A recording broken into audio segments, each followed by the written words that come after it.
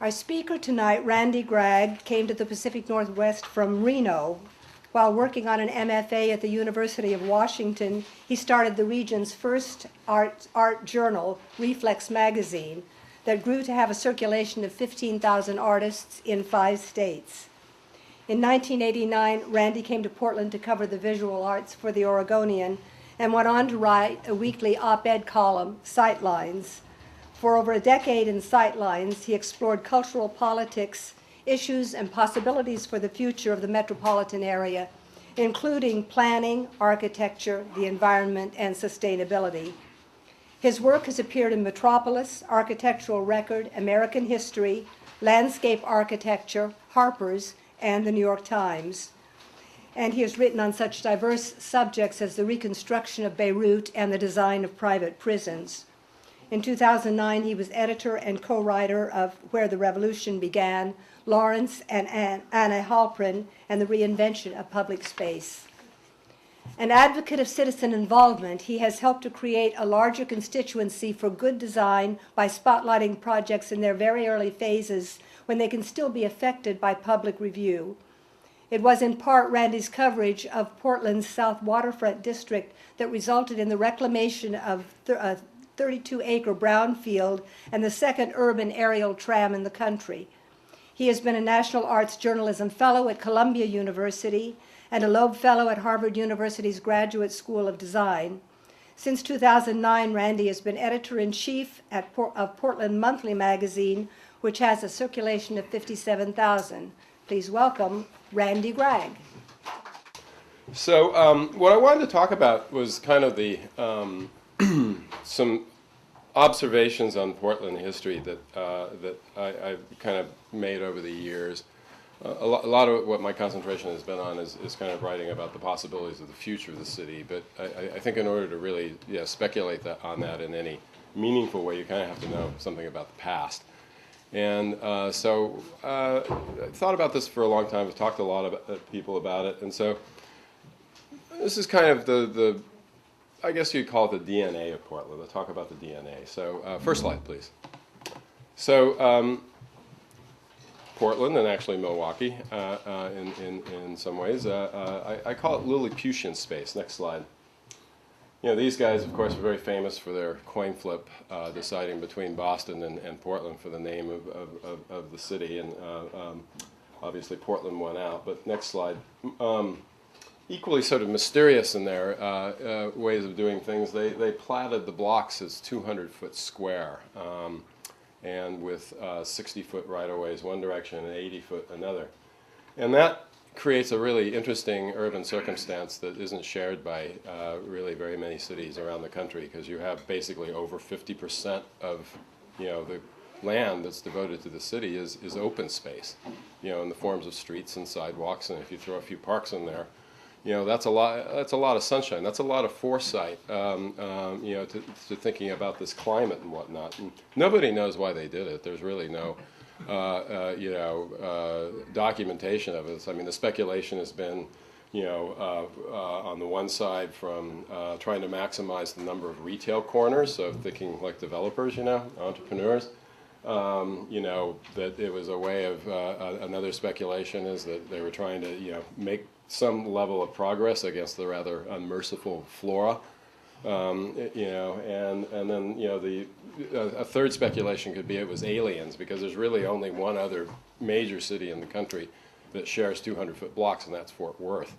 They moved on. The downtown of Fort Worth is 200-foot square blocks, and they moved on to properly Texas-sized blocks after that. But Portland has really stayed the course. Next slide. And kept building, and then next slide. And even when we've had a chance to to build on new land, or in this case sort of brownfield land, we've continued religiously marching down the 200-foot block path. Next slide. Another aspect about Portland I think is incredibly important is the water. Next slide. So in 1912, philanthropist Simon Benson, I've got my notes here wrong, actually 1892, sorry, began installing dams and pipes and instantly making Portland kind of the envy of the West Coast for the purity of its water. Actually, ships would come in and fill up on Portland water, and when the Japanese earthquake happened, there was actually water brought from Portland to Tokyo. So the water is a really important constituent component. Next slide.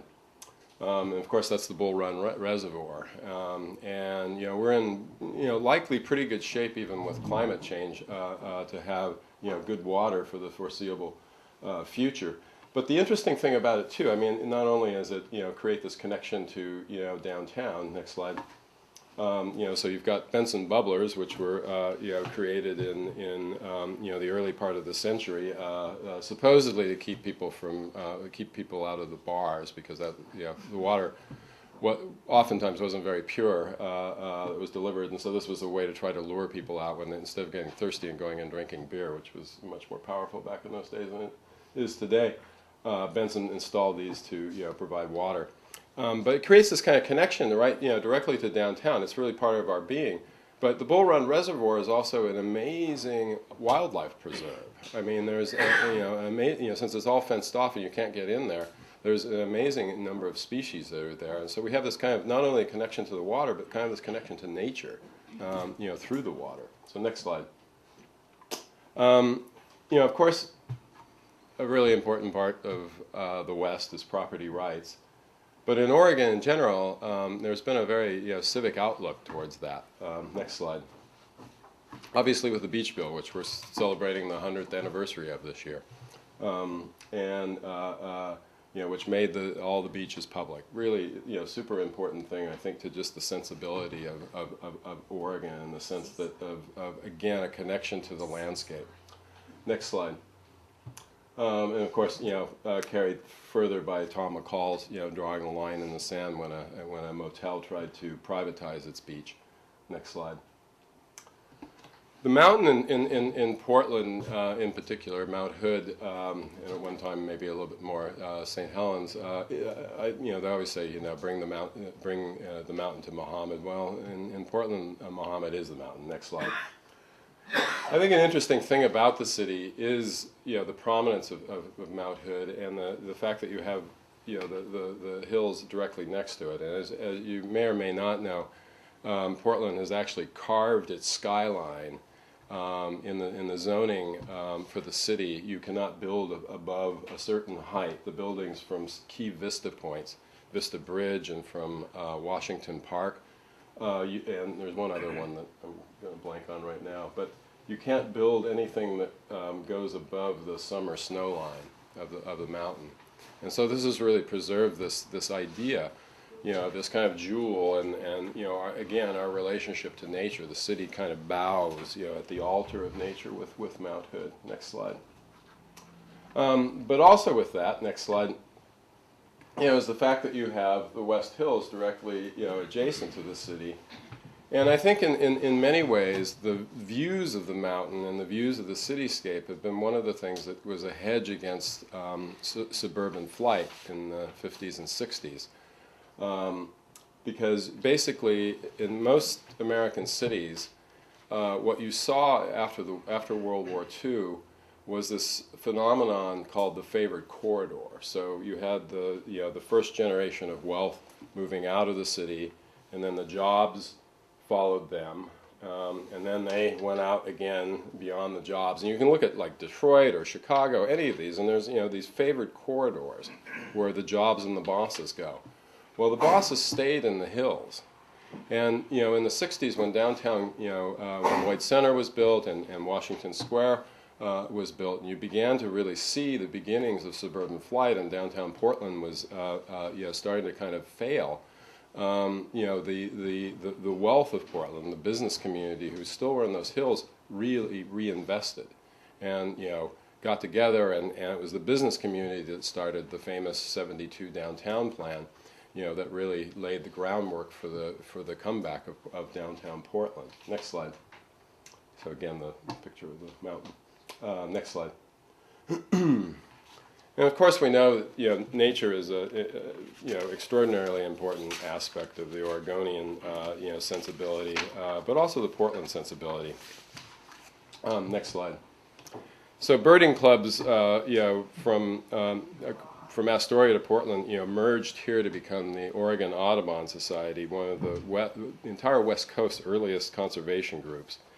And their very long and extremely effective advocacy, history of that advocacy really begins with their first president, this fellow, the naturalist and photographer William Finley, whose photos of Three Arch Rocks inspired Teddy Roosevelt to actually turn that Oregon site into the first West Coast bird refuge in 1907. Next slide. And of course, Lewis Mumford famously came to Portland in 1938 and delivered a City Club speech. And there was a lot of planning going on at that time. This was, of course, the era in which they were building the Bonneville Dam. And there was a lot of thinking about obviously the industrialization of Portland with the Bonneville Dam and the power that was going to bring. And you would not believe, if you really look back in the rhetoric around the possibilities of the Bonneville Dam. I mean, there's all this rhetoric about Portland becoming the Pittsburgh, of the West Coast, and there was a lot of effort to industrialize, the Columbia Basin. And he came to City Club, and Mumford came to City Club and gave the speech, and it's been quoted widely. I've seen a lot of scenery in my life, but I've seen nothing so tempting as a home for a man and a woman as the Oregon country. You have here the basis for a civilization on its highest scale, and I'm going to ask you a question you may not like. Are you good enough to have this country in your possession? Have you got enough intelligence, imagination, and cooperation, or do we take Oregon all too much for granted? And it was a really important speech. It really had a lot of impact at that time, and was quite inspiring to people, and I think helped lay the groundwork for the planning tradition here. Next slide. The other interesting thing is nature. I think got established in interesting metaphorical ways. This is the first urban renewal project, the South Auditorium District, where basically in the Portland Development Commission was formed in 1958, and they got about $10 million, which was a lot of money in federal funds that time. They basically cleared 55 blocks of South Portland. It was one of Portland's oldest neighborhoods. It was pretty shaky. I mean, there were, obviously, it was a neighborhood. There were, real buildings and stuff there, but there were a lot of walk-ups and SROs and that. And it was really the first generation of immigrants, and the second generation of immigrants had moved in. But, in the ethos of the time, they mowed it down. Next slide. And, to build what we know as South Auditorium today. It was very much in that 60s urban renewal framework. But, next slide. Etzels. There were Etzels. Oh yeah. No, this is like early '60s. But for the public spaces, the Portland Development Commission, Ira Keller, who was running it at that time, hired a guy named Lawrence Halperin from San Francisco to design the public spaces. And what he envisioned was the public spaces as a kind of watershed metaphor. So he thought about these blocks, these park blocks that they were going to intermingle as a connected group of blocks that would have fountains, and it was really modeled on an idea, on a very sculptural idea of interpreting nature. Next slide. And that what resulted was Lovejoy Plaza in 1965. Next slide. And Pettygrove Park with it. Those were the first two, and they were connected together by allays of trees. And this was, intermingled among these big towers. Next slide. And then eventually, Forecourt Fountain, now known as Keller Fountain, which was sort of the piece de resistance of the whole thing. Very, very dramatic, space. But the idea of water being connected, this watershed metaphor moving through the city, I think is extraordinarily important. And what's interesting, we'll get to the public space discussion in a minute. Next slide. Okay, it is in this slide. I haven't given this talk in a while. So ultimately, that group of parks inspired the parks in the Pearl District, which were designed by one of Halperin's sort of early employees, Pete Walker, and a Portland guy named Jim Calvelage, and it's a connected series of fountain plazas. Next slide. So you have Jameson Square. Some of you have probably been there and see all the kids playing in it. Next slide. And Tanner Springs Park, which is actually designed by a German named Herbert Dreiseidel, who it's a wetland park. You know, it's not a real wetland. It's obviously a made-up one, but it works like a wetland. And he was very inspired by Halperin. And you know, this is amazing. I mean, you can actually see blue herons in downtown Portland, you know, here on occasion, and it's really quite a wonderful space. So that idea of nature in the city keeps, you know, coming back. But it also, next slide, you know, is formative in South Waterfront, where you're seeing all the towers. Eventually, when they finish that waterfront, it's going to be a habitat reserve next to the most densest part of the city. Next slide. And then Halperin, after he did this project, he was hired by Governor Tom McCall to look at the entire Willamette Valley. And this was 1971. And his study of the Willamette Valley, what he did, is created two scenarios for the Willamette Valley. What if we don't do anything and just let development do what it's going to do? And what if we try to control development in some meaningful way in terms of, you know, keeping it, you know, condensed and preserving farmland? And this study was what McCall went out, and they reached out to well over 20,000 Oregonians.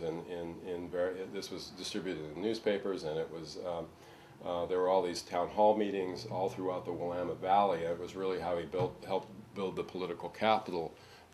So that Hector McPherson in the legislature could push through Senate Bill 100, which laid the groundwork for urban growth boundaries and for the preservation of farmland and forest land in Oregon. But you know, Halperin's first job here was doing the plazas in downtown Portland. Next slide. There he is with McCall. Next slide. And you know, it's the first appearance of, you know, transit-oriented development. McCall had this great, you know, this idea that he wanted to do high-speed rail between Eugene and Portland, and you know, imagined that there would be these, you know, stations and little villages off of them. But you know, that's more or less what's happened on West Side Light Rail. Next slide. And of course, the urban growth boundary. Next slide.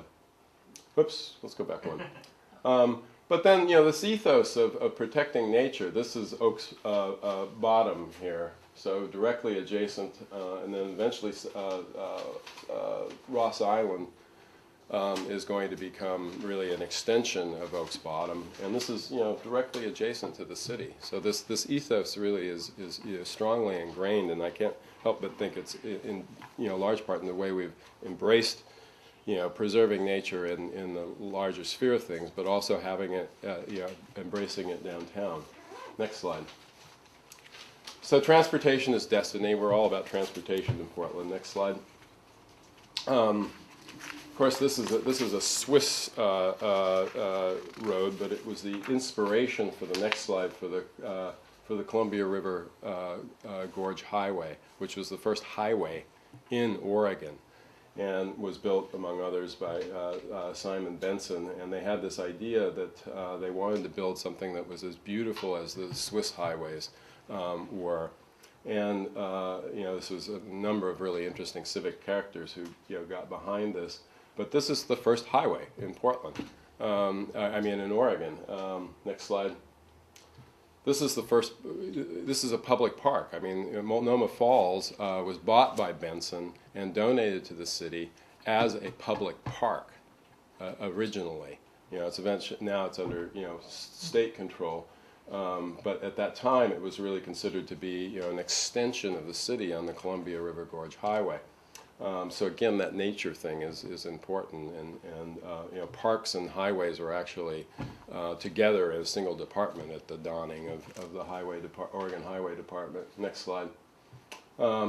Obviously, you know, our most famous early urban move in the Renaissance of Portland was trading in the Mount Hood Highway for the first Max line. Next slide. We're famous for being the first city to revive new streetcars. Next slide. And of course, there's Goldschmidt back in the day, already sort of laying the groundwork for bicycles. Next slide. Blumenauer, one of the first things he did as a young legislator, age 22 in the Oregon legislature, was he managed to pass the bike bill, which linked paying attention to bicycles right along highways. As the Oregon State Highway Department spent money on new highways, they have to think about bicycles. Next slide. And of course, we have a huge culture of bicycles, especially in the central part of Portland, kind of crazy culture of bicycles. Next slide. But you know, the transportation thing is a pretty powerful ethos. Obviously, this, as Laura mentioned, the second urban aerial tram in the country. The only other one is in New York City, and you know, basically going over a historic neighborhood, connecting an entirely new stretch of the city to Pill Hill. Next slide. But it all kind of begins in some ways with the reason why Portland got out ahead of Milwaukee originally, because when in the mid 19th century, there were a lot of little towns up and down the Willamette River that were vying for economic supremacy. Linton was around at that time. St. Helens was important, but ultimately what gave Portland the edge was something called the Wood Plank Road, which took 6 years to build through the mud and the muck to basically connect the farming land of the Willamette Valley, the Tualatin Valley, directly to the port of Portland. So in a sense, it put the port in Portland. So that's how basically we became a big exporter of agriculture, was via this road. So that idea of transportation being critical to the ethos of the city. Let me see. I've kind of lost my notes here. It would have been about 1855, I think, somewhere right around there. It was very, very early in the history. Next slide. What road was that? It goes up, where Southwest Canyon Road goes? It looked like Canyon That's the road. Yeah. So next slide. Of course, we're heavily about food. James Beard, grew up in Portland. A friend of mine who recently passed away used to give these lovely walks showing James Beard's Portland, taking you to all the places that he shopped. And basically lived, and he was, of course, a huge advocate of the Oregon bounty all of his life. Next slide. That ethos of farmland being important enough to preserve has obviously created this food culture, which actually it's interesting. I don't think a lot of people who come here to enjoy the food culture of Portland, who live here to enjoy the food culture of Portland, actually connect it with the fact that there's been policy decisions that preserve the farmland so directly adjacent to the city. And one of the reasons, there's a particular style of cooking that's very low on manipulation and of food, and really based in fresh ingredients, and that really comes out of this juxtaposition of great ingredients directly to the city. Next slide. Obviously, the various members of our food culture, from food carts to Higgins. Next slide. I think this is a big part of Portland. Next slide. Of course, once again, we go back to McCall and the bottle bill, which was the first in the country and really established this idea of recycling. Next slide. But you can actually take that ethos of the bottle bill up a few notches and think about how we actually tend, when a lot of other cities were building monumental new libraries and museums and various cultural facilities, Portland remodeled its library. It remodeled the old Masonic Temple for its museum. And remodeled its city hall, and not a lot of other cities were doing that. And in a sense, we recycled a bunch of land with the Pearl District. Rather than growing out, we kind of took it over, and now that's an extension of the city. That was once old industrial land. Next slide. Basically the same vantage point. Next slide. The brewery blocks, which is the old Blitz Weinhard Brewery, and the Armory, which has become Girding Theater. Next slide. And as I was saying earlier, public space is absolutely imperative. Next slide. At the time when this was built, in '65, and actually it's kind of a fun night to talk about this because the four fountain plazas, Lovejoy, Pettygrove, and Keller Fountain, as of yesterday, were successfully nominated to the National Register of Historic Places. So it was about 50 years ago, but when Lovejoy was inaugurated in '65, there wasn't anything like this in Portland. I mean, there were the park blocks, and there was Ankeny Square, and and there was the little park across the street from City Hall, but there wasn't anything like this. And this became instantly like the town swimming hole, and it was just flooded with people. But what happened within a few months, there was a protest by a group called Waterfront for People. Next slide. There's Pettygrove again. Next slide. Actually, I'm getting ahead of myself. So in '65, in '68 actually, after Lovejoy had been open for a bit, they were thinking about what the next phase of the urban renewal area was going to be, and they were going to do what's now Keller Auditorium, and redo basically the big theater. And the architects who were working on it proposed this fountain sort of drive-around area so you could drop people off. Well, at a time, next slide, they brought Larry Halperin back, and he had this very, very different idea of doing Keller Fountain. Next slide. And what's interesting about that is, in 1968, when most cities were not building new public space, Portland made the decision to once again build important new public space. And when this opened, the day it was opened in the New York Times, there was, Ada Louise Huxtable called it the most important urban space since the Renaissance. But there was also this amazing protest that had been happening a few weeks before on the park blocks, and there was a lot of nervousness about it, but they still held the celebration. And when Larry was inaugurating it, there was actually a lot of tension because there were a lot of kids there who had been protesting the war nearby, and he sort of cut through it all by giving this speech. As you play in this fountain, please try to remember we're all in this together. And he jumped into the water himself, and all the kids who were college-age kids jumped in, and it was kind of like a big turning point for the city. Next slide. Here we have Lovejoy in his swimming hole phase. Next slide. Next slide. What's also interesting is, the parks were, it was days of the hippies, and they were, a lot of kids hanging out there and whatnot. Next slide.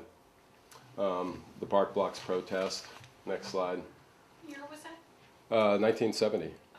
Yeah, this was actually on the park blocks. They used park benches as a barricade between the kids and the cops.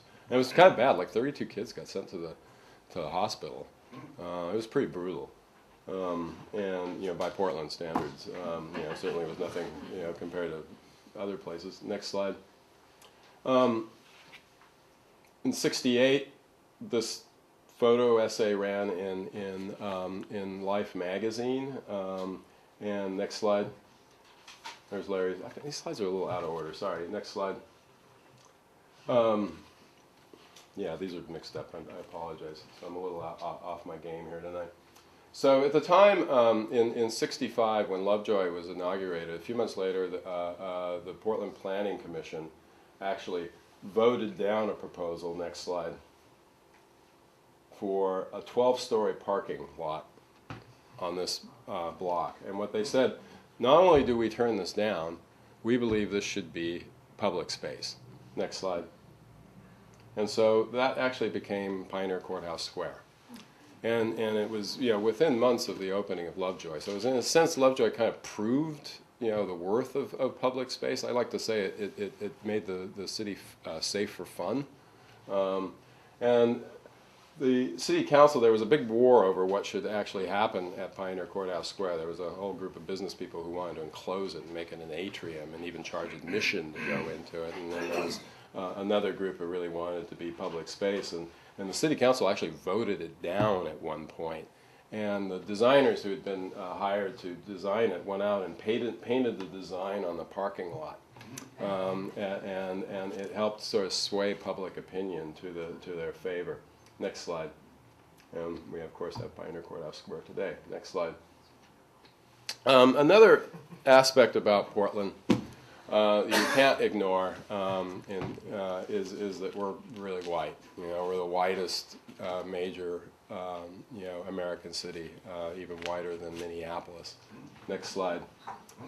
And so there's been a lot of white people making decisions for a really long time here. This is actually a group who were gathered around the table for the South Auditorium District, the first urban renewal area. Next slide.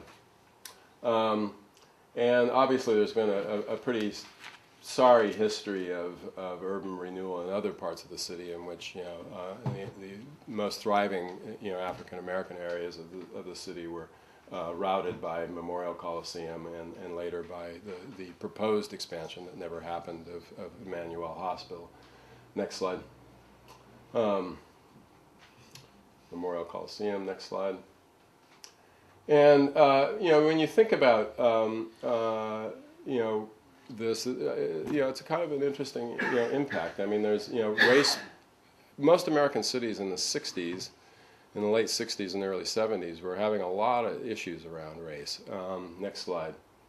And there was a lot of strife over it that took form in many ways, from Martin Luther King's assassination to Bobby Kennedy's assassination. Next slide.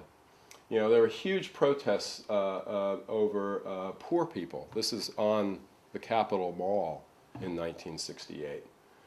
Next slide. And here we are doing our urban renewal area. We're doing our new parks. Next slide. We're building Waterfront Park during laying the groundwork for Waterfront Park in this time, and we're kind of blithely ignoring. Race just did not figure in to the decision making here, partly because of Portland's form of governance. By an at-large elected city council, even if you had a predominantly black district, they didn't have the political wherewithal to elect anybody citywide. So in most cities where you have election by district, the African American districts, the ethnic districts have ethnic people on city council. And so that's really been a formational aspect of Portland that Portland doesn't like to talk about it, but it's very real. Next slide. The transit mall done during this period as well. Next slide. Next slide. And so that's resulted in, of course, the other city of Portland. Next slide. Which is the area east of 205, which is where the ethnic minorities live in Portland now, in a very scattered way. The black community, where it was very centralized at one time, and there's plenty of economic studies to show that culturally distinct neighborhoods actually economically thrive better amongst themselves than when they're scattered. We did an article in the magazine about the role of churches in trying to keep some semblance of the black community, the idea of the black community together, and they've really become, the glue in the African American community, because there isn't any. There are no districts. There's, it isn't like you can go to the store and run into your friends in the same way that you could, or that there's clubs or social clubs. So it's really become the churches. And of course, there's lots of other ethnic minorities east of 205 that you just don't see in the central city at all. Next slide. Next slide. But all in all, it's a pretty good city. Terence O'Donnell, who was a historian who died some years ago, but he used to have this little quip that he would say: those who settled Seattle and San Francisco were searching for gold. Next slide. And those who settled Portland were searching for Eden. And I think there's a lot of truth to that. That can be spelled out in our economic situation, and can be spelled out in the lovely food culture we have. Next slide. Of course, there's the Portlandia, Fred Armisen. So I ran across this thing today I wanted to show you because you think about Portlandia. Okay, some of you probably see it, some of you haven't. And probably most of us have been annoyed by it. But go to the next this little video. But not in Portland, Oregon, a city which often does things for the first time, like elect as mayor a canoeing bar owner with no government experience and a habit of greeting people by saying. Another first, a female police chief. And a day for dressing comfortably at work. Very comfortably. Oops. Next for this remarkable city.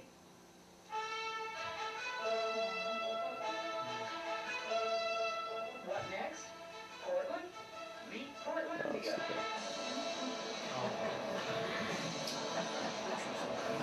What was that? Portland's answer to the Statue of Liberty. From the back, the largest copper statue in the world, next to Lady New York. Sorry about the video.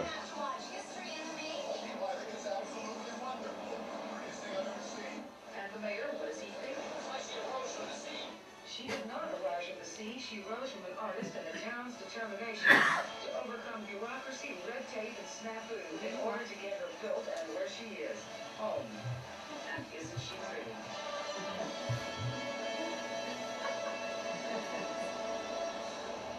So anyway, I ran across that day for a presentation I'm doing Monday night, and so I thought I'd share it with you. So what about Milwaukee?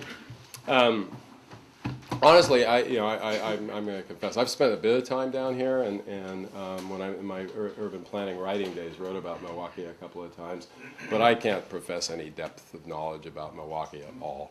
But I spending a little time reading about the history, and next slide. There was a civic ambition at the very beginning. This is what the first plat of Milwaukee looked like. Back in I think it was 1853. Next slide. Of course, you're the home of the Bing Cherry. Next slide, and of Dark Horse Comics. There's not too many cities that can claim those two things, and proudly. Next slide. Of course, you have the famous soda fountain where John F. Kennedy once drank. And next slide. And of course, importantly, Milwaukee is the place, this is Llewellyn residence, which is long torn down, but Llewellyn was, of course, the inventor of the initiative system in Oregon. So you have an important political history here. Next slide. Milwaukee, historic Milwaukee, next slide, doesn't look too much different like Milwaukee today. Sorry, I just had to do it. But, next slide. But, obviously ambition. I love your church. It's just an amazing architectural object. It's one of the most amazing and unique objects in the entire region. Next slide. You did a rather ambitious effort to work with Christopher Alexander, the author of Pattern Language, to create a program for South downtown. Next slide. There's some models of that. Unfortunately, there's not very many good pictures of it online. And what's ultimately resulted, next slide, is the Doug Macy and LRS project that may or may not take shape. I hear rumors that there's development on the horizon for you guys. Next slide. For South Downtown. Next slide. And of course the ambitious Mac Station. I don't know where this is at, if it's actually going to get built or not. Next slide. And the park, which you're trying to raise money for. My friend Jonathan Nicholas is hard at work among a lot of other people trying to raise money to finish the park. What's interesting about Milwaukee is it's going to happen here. Get ready for it. There is just absolutely no way that Milwaukee isn't going to grow and grow rather fast. It may not happen, next year. It may not happen in 5 years. But my guess is in 10 years, it's going to be a really different place. And you can either, fight it, or you can embrace it. But it's going to happen. So, my feeling, and having spent a lot of time sort of studying cities and thinking about them, is the best way to deal with it is to embrace it and to really think about what your DNA is, and I think in many ways, Portland, which I'm sure is considered to be the evil big brother here and oppressor in many ways, and rightly so in many ways, but I think the lessons to take from Portland is that it has done a really good job of channeling its fundamental DNA forward into the future, and as it's absorbed growth has remained a pretty nice place to live, not exclusively and not for everybody, and there's a lot of work that needs to be done on that. But next slide. This is a map of the Willamette Valley that we're working on for the magazine to do it for a little piece on the Senate Bill 100's 40th anniversary. The land use program that established urban growth boundaries. That's the Willamette Valley, and those are the urban growth boundaries, and that's the cultivated farmland and vineyard land for the entire Willamette Valley. And so, it's worked pretty well, but the Willamette Valley, throughout Oregon's history, has absorbed 80% of Oregon's population, and there's no reason to think that that's going to change. And partly just through everybody having kids, partly through the normal chain of migration, the population by 2050 is probably going to be about double what it is now, at least. And that's not even figuring in the possibility of climate migration. You may have heard on NPR this morning about the slaughterhouse that's going out of business because of the drought in Texas. One of the major slaughterhouses in Texas basically is no longer functioning because the drought makes it impossible to raise cattle on the adjacent land. We're doing a study on IRS records because you can track the movement of wealth between cities via IRS records by zip code. And Portland has traditionally lost population to the Sun Belt until about 2003, and that shifted. Now we're gaining wealth from the Sun Belt. So it used to be when you got to a certain age and if you had money, you moved, you had your second place in Tucson, and maybe you ultimately ended up down there because it was warmer and it didn't rain, you could play golf or whatever. But that's starting to change because those are increasingly becoming less and less pleasant places, and the people who can make the choice to move first will. And so what we're seeing is possibly it's not in any way, shape, or form absolute, but we're seeing kind of the first trickle of that, I believe, and I think that those population projections are probably going to be low.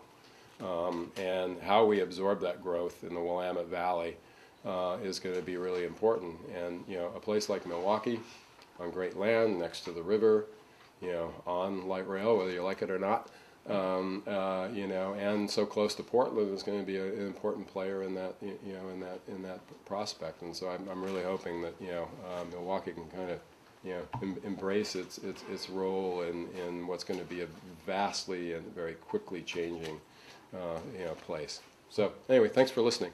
You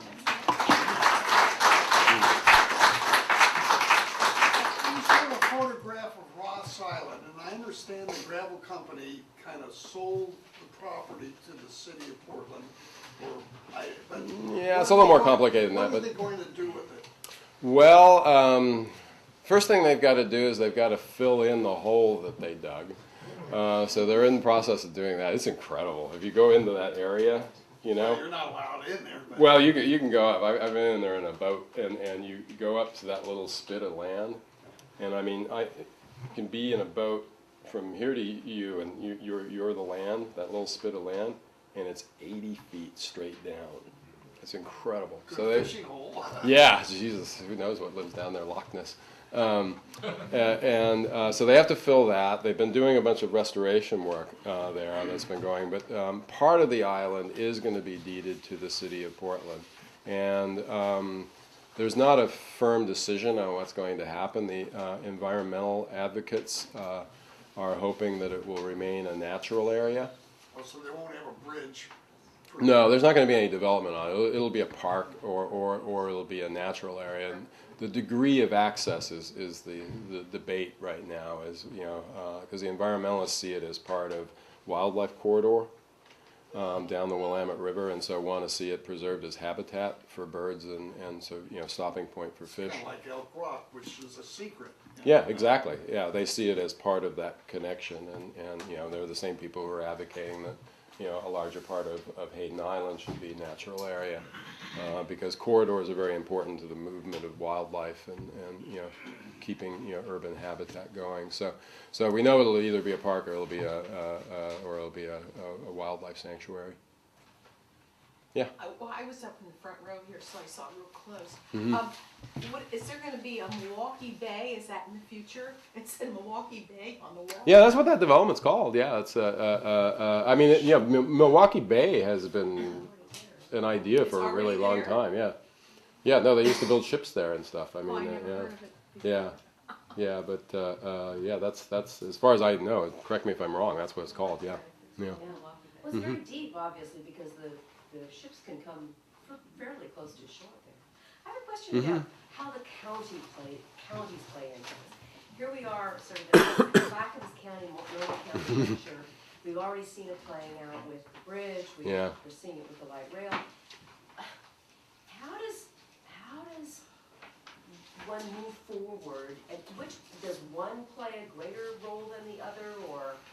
Well, where does the city stand, like Milwaukee, against these county issues? yeah, I don't know enough about Clackamas County's governance. You know, in Portland, you know, the county is you know, comparatively weak. It's largely what, you know, guides social services. You know, but generally speaking, land use planning and broader swath zoning happens at the county level, and you know, it sort of lays the basic framework which the cities execute. It's obviously more complicated in Portland because it's a big city. Oops, thanks. Caused a big accident here. So in Clackamas County, I'm guessing that the county's much stronger because the cities are weaker and more, you know, dispersed, and so it's important in terms of its participation in the wider metro area, and there's obviously a huge amount of tension between Clackamas County and Metro, particularly with the new commission. And so it'll be really interesting because, you know, Metro's job is to, you know, implement urban growth boundaries and implement, you know, density requirements on all of the constituent communities that form Metro. And some of them like it and some of it don't, and you know, probably we're going to go through a phase where Clackamas County isn't going to like it much and is going to rebel, as they've, you know, been doing thus far. But like I say, it's kind of, you know, it's inevitable that the growth is going to come, so it's like, what do you want to do with it? You know, do you want it just to happen wherever it happens? You know, I mean, you know, that can be interesting too. You know, everybody holds up Houston as being a, you know, the anti-Portland. Well, Houston has a lot of interesting things about it, but generally speaking, and you know, the way Portland and Oregon have been trying to, you know, administer growth and shape growth has been an entirely different, you know, thing. Yeah. What about the benefits and some of the costs of neighborhood greenways in the city of Portland? Oh yeah, well, there's a couple of different kinds of things. You know, there was a huge, the last 4 years, it's probably been going on longer than that actually. There's been this, you know, huge effort to deal with the rainwater runoff in Portland, and you know, part of that was being, you know, dealt with the big pipe project that was, you know, built because we were having the whole, you know, basically raw sewage going into the Willamette River, and so there were two strategies of reducing, you know, that from happening during, you know, big storms, and one was to build the big pipe, and the other was to actually let the rainwater evaporate before it, you know, gets to the pipes. And so there's all through Portland. There's been this effort with all these bioswales, you know, on the slopes and whatnot, and they're collectors for the water and basically evaporative tanks, and they have, you know, reedy plants and stuff like that, and that's gotten kind of tied into bicycle corridors. Sam Adams, as mayor, really united those two things. So actually, some of the main bicycle corridors through the city are along those main areas where there's a lot of bioswales, and that's really what's kind of constituted one form of greenway. The other form of greenway, obviously, is the 40-mile loop, the trail system that goes throughout the metro areas now. They call it started as the 40-mile loop. I think it's like 220 miles now. And those, go through the city, and then there's a number of hill walks, which you'll get to hear about. So there's kind of different ways of thinking about greenways. Yeah. Yeah. Your slides and comments about Mount Hood brought back a memory. I moved to this side of town almost 20 years ago, but I grew up on the west side, looking down TV Highway and seeing Mount Hood when it was clearing. Mm-hmm. You can't see Mount Hood from Milwaukee very easily. No, it's You've true. got Oakfield, where you've got Mount Tower in the way. Only Yeah. thing is Clackamas can you actually see it. And it's That's why just, you need to build Yeah, big towers downtown. It's inspirational to see it, but you can't. Yeah. Milwaukee's screen. Yeah, no, it's different. I mean, if you think about what nature is and what your relationship to nature in Milwaukee is, I mean, it's the lake, it's the pond outside the door, it's the river. That's the relationship. There's no iconic nature in the same way as Portland, but that doesn't mean it isn't important and can't be hugely important things in terms of how you shape the city. It's a little bit bounded in, much like Portland is Yeah. by hills, by terrain. Yeah, exactly. Yeah. Okay. Yeah. It is kind of amazing that I just moved to Milwaukee. I've only been here about a year and a half, and I'm fascinated that this town can persist in spite of all of the traffic corridors going through it. When you consider you have McCall, you have trains, you have now light rail, you have 224, it is just astonishing to me that it stays intact. Yeah. Do you have any thoughts?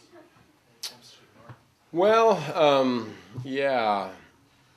I mean, I think that the next phase of development will be really interesting. And I think that's some of what Alexander is trying to deal with, and what Macy and LRS are doing. It's like, okay, you guys are a hub.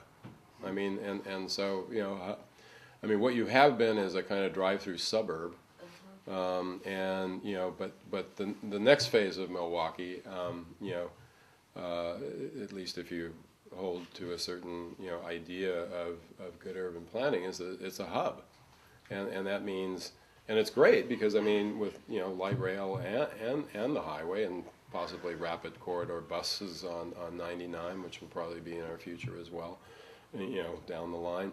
I mean, this is a great spot. I mean, for higher density development, like a little bit like you're seeing, a little bit turned around over there, where you have lively, restaurants on the ground floor and whatnot, and the whole idea of the 20-minute neighborhood, that everything you need is within walking distance, and you also can hop on, a train or a bus and get to the big city, but you don't have to live in it. Or you can hop on your bike. I mean, I thought about buying a house here, some years ago because I thought, geez, 20-minute bike ride and I'm in downtown. It'd be great. And I think that's going to become a popular thing. I mean, I think what you'll see is as Portland gets more and more expensive, which it is definitely doing right now, it's going through another one of its, property value and rent surges. Just like St. John's. At the other end has, a lot of young people have moved into there. You're going to start to see a lot of young people move into, and you're probably already seeing it with, Dark Horse here and whatnot. And so it'll really change the nature of the city. But, to really embrace it and to think about the amount of infrastructure that is here in terms of transportation, that's what it is. It's transportation infrastructure. So, why not allow more people to enjoy that and have the advantages of not having to, live with a car, because it's going to be a lot cheaper, ultimately. So, yeah. Okay, well, thanks. Oh, yeah, sure. How about, just for curiosity, how many, for a raise of hands, how many people born in this general area and have lived here forever? That's good. That seems like about a typical percentage these days. Yeah, it's like Portland. I mean, I feel like between the jobs I've had, it's very few times I can walk into a room of 400 or 500 people where I don't know, a lot of people, and I've had that experience more and more. I've been here 25 years, And I'm shocked at the number of crowds I walk into, and I don't know a soul. You know, it's really interesting. And most of those crowds are young. And so it's coming, you know, and it can either be, you know, you can fight it, and there's, you know, there's good fights to pick. You know, you want to protect your historic buildings, you want to, you know, protect your green spaces, but, you know, the fights that you aren't going to win is the fact the growth's coming, so it's got to go someplace. I have a Yeah. question about not fighting. Mm-hmm. So, how would you recommend that we reconcile our differences as this inevitable change starts to come to Milwaukee, rather than feuding amongst ourselves? What could we do to reconcile it and kind of work together more? Well, I think that, you know, obviously in any situation like that, you know, I mean, whether it's Congress or it's Milwaukee, you know, you have to start with finding what you can agree on and build from there. And I think it's easy to sort of dig in your heels over the stuff you disagree on. You know, what's harder but ultimately more rewarding is to figure out the stuff you can't agree on. So it's like, okay, the Waterfront Park seems like a good idea to me. I would think that most people would embrace that. You know, dealing with the sewer site in some, you know, meaningful way. You know, that seems like a good thing to agree on. You know, and kind of, you know, build from there. You know, it's, I mean, it's a complicated thing. I can't give you a recipe. But obviously, you know, it's going to be a difficult few years until there's enough like-minded people together on the same page that, you know, things will move forward. But it's probably going to be a fight for a while in Clackamas, it looks like. So, yeah. I've lived in Milwaukee not for a long time, but grew up here, and I live down in Corvallis now. One of the underutilized iconic features of this side is Willamette Falls. And most people don't even know it's there. Yeah. That lives more southerly in the valley. Yeah, it's an incredible resource. It's going to be really interesting to see what happens with it. That whole area could be developed into a public space that would be so incredible, just Yeah. especially when it's really full of water.